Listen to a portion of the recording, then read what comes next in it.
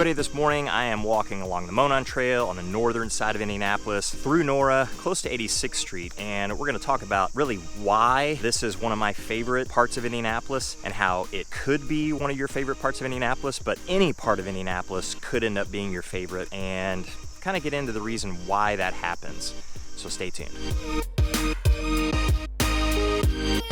Hey everybody, I'm Jason Compton with the Compton Home Group. Welcome back to the channel. If this is your first time to the channel and you want to know everything there is to know about living in Indianapolis, of course, then make sure you hit that subscribe button and also tap the little bell so you're notified every time we do a new video. And we have people reaching out to us from all over the country with questions about all kinds of places in Indianapolis and what's going to be the best fit for them, and even outside of Indianapolis as well. So all the suburbs, the cities and towns that surround Indianapolis, like Carmel, Indiana, Fishers, Indiana, Greenwood, Indiana, Avon, Indiana, you name it, there are a lot of them. So if you have questions about any of those places, then don't hesitate to reach out any way you know how. We'll always have your back with those questions, and we'll certainly have your back when it comes time for you to make your move to the Indy Metro. Again, guys, I am walking along the Monon Trail in an area called Nora that is just one of my favorite spots in Indianapolis. And it's not because it's necessarily one of the nicest spots in Indianapolis, although it's not bad at all. It's not one of the fanciest spots in Indy, not ritzy, anything like that, but I just like it.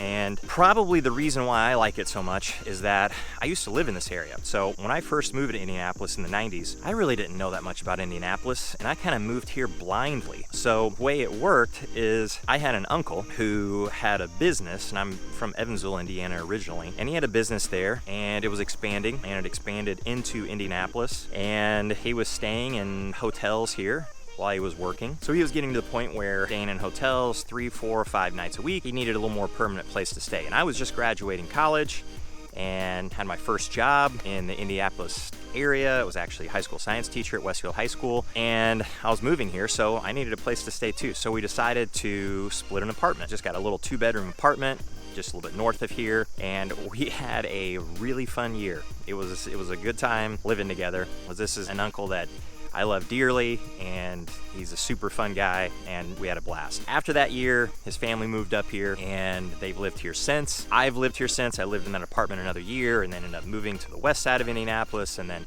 back over to the east side of Indianapolis, and then up to Fishers and downtown for a little bit, so kind of all over the place. But this particular spot just brings back a lot of memories for me, and it is a great spot. This is where I discovered the Monon Trail. So I rode up and down this stretch of the Monon, and it's about 3.5 miles or so, something like that, down to Broderpool in the village. And I would ride my bike after first moving here just for some exercise, and I would come over here and run on the Monon Trail too. And I could actually do that just directly from my apartment. I couldn't believe how lucky I was.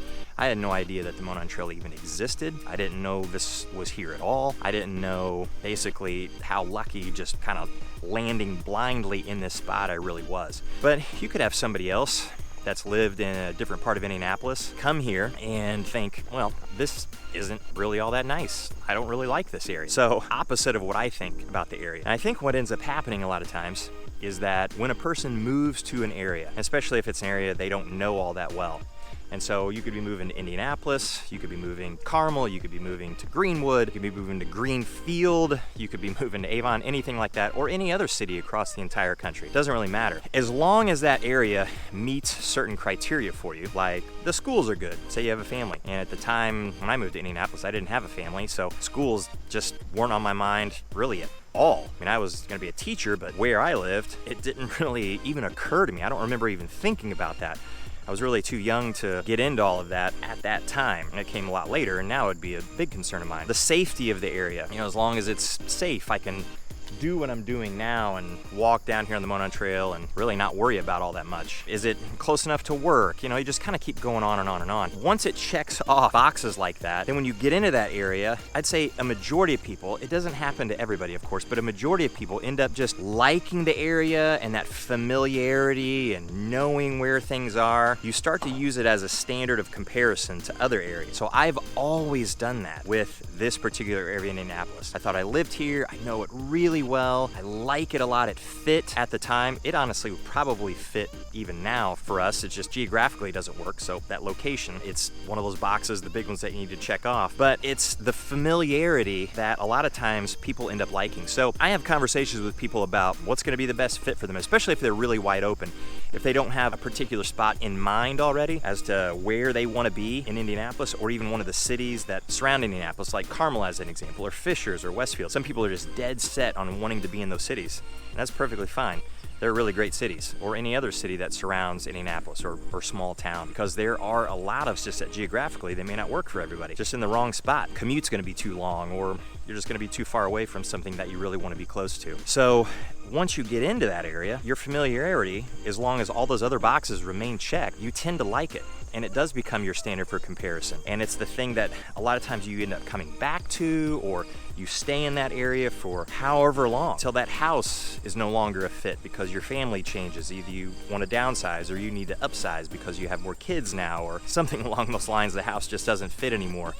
But a lot of times I'll see people wanting to stay in a relatively similar location. So it is interesting when talking to people about places to live. And as long as those major boxes are checked off, those are the big ones that we want to be the most concerned with. The rest of it, we don't really know until you're there. And I will say that most people, once they're there in a particular area, they end up really liking the area. I don't want to say falling in love with the area, but sometimes it's like that.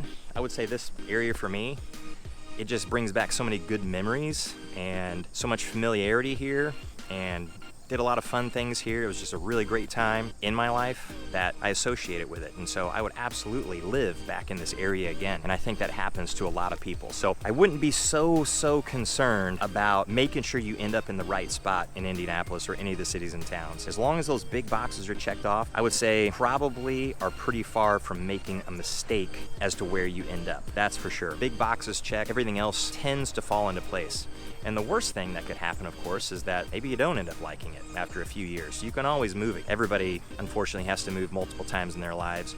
So I wouldn't say you're walking off of a cliff, nothing like that. So eventually, once you live in an area and you move away from it, or you move really far from it, you end up thinking back as to exactly how much you really did like this place, like this one I'm in now. So if it's weighing heavy on your mind, as long as those big boxes are checked off, the other things I feel like will probably fall into place for you. But if you have questions about living in Indianapolis, anywhere in Indy, or any of the cities and towns, reach out any way that you know how, and we'll catch you in the next one.